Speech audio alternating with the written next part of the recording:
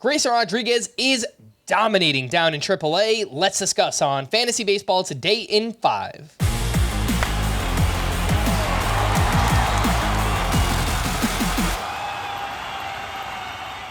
Welcome into FBT in 5 on Saturday, July 8th. I am Frank Sample, joined by Chris the Welsh.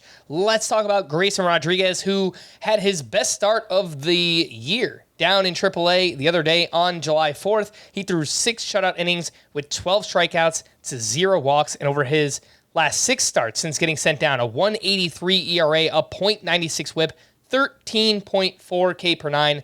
This is the pitcher that we thought we were getting coming into the season, one of the top pitching prospects in all of baseball. Welsh, your latest thoughts on Grayson Rodriguez? Yeah, 4 of the last 5, he has struck out 8 or more at least. And this is really encouraging.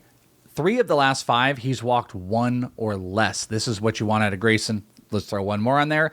4 of the last 5, he's gone 6 in the minor leagues. These are things that we want to see. In his last start, it's actually interesting because Baseball Savant, sometimes there's a lot of movement.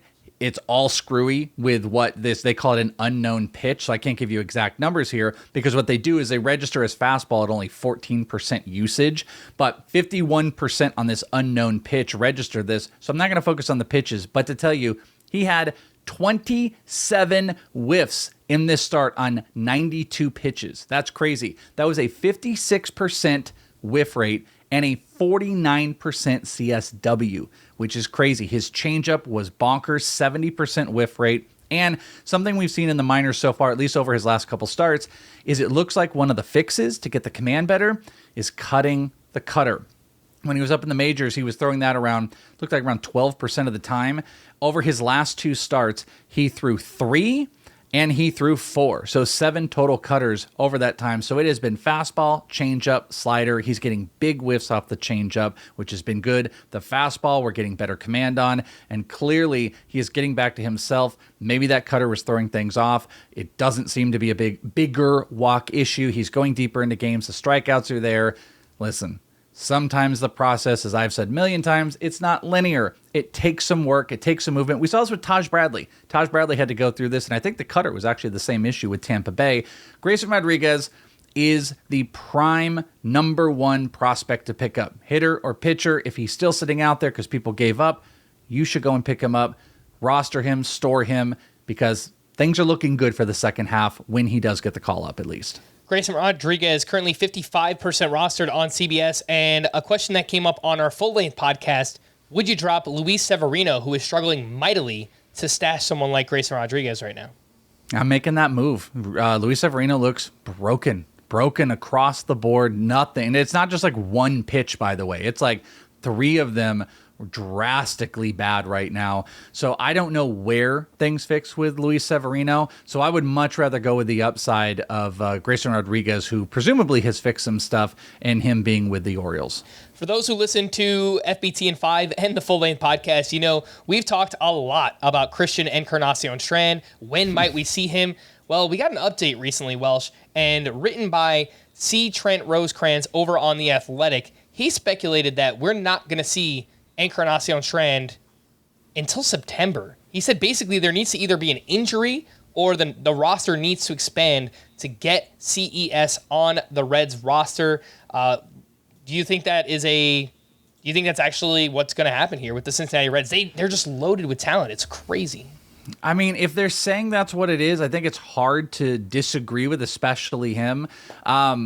The thing I have a problem with is I just don't know what else he needs to do. Low ground ball rate. It's in the 38% rate. He has a higher fly ball rate. Crazy. Every single stop in the minors for Christian Encarnacion-Strand, he has had a 20 or higher home run to fly ball rate. That's crazy. He's pulling the ball. He's hitting over 300. He's just under a 4. He's almost a 3.46 slash guy. His strikeout percentage is low. His walks are up. He has 18 homers. So this is one of those things where I go, okay, there literally is nothing else he can do. So the only logical thing here is that they clearly don't have roster space, that they feel what they have got at the major leagues is not conducive to him coming up and maybe sitting on the bench. So that has to be the truth. And that's devastating. If you wanted to pivot, I will give you a pivot. I think that pivot is Colt Keith with the Tigers. 16 homers, 3 stolen bases, 335 average, 400 OBP. He's moved from AA to AAA. He's hitting 414 in AAA since his call-up over 8 games where he hit 325 in AA. This is one of the premium bats in the minor leagues that should be up soon. He has more walks and strikeouts so far in AAA. We're going to see him in the Futures game, and we will probably see him with the Tigers. I wouldn't be shocked if it's sometime at the end of July or at least early August, especially if that team makes some moves. All right, so a name there for you is Colt Keith of the Detroit Tigers. We're going to wrap there. For more extensive fantasy baseball coverage, listen to the Fantasy Baseball Today podcast on Spotify, Apple Podcasts, the Audacy app, or anywhere else podcasts are found. Thanks for listening to Fantasy Baseball Today in 5, and we'll be back again next week. Bye-bye.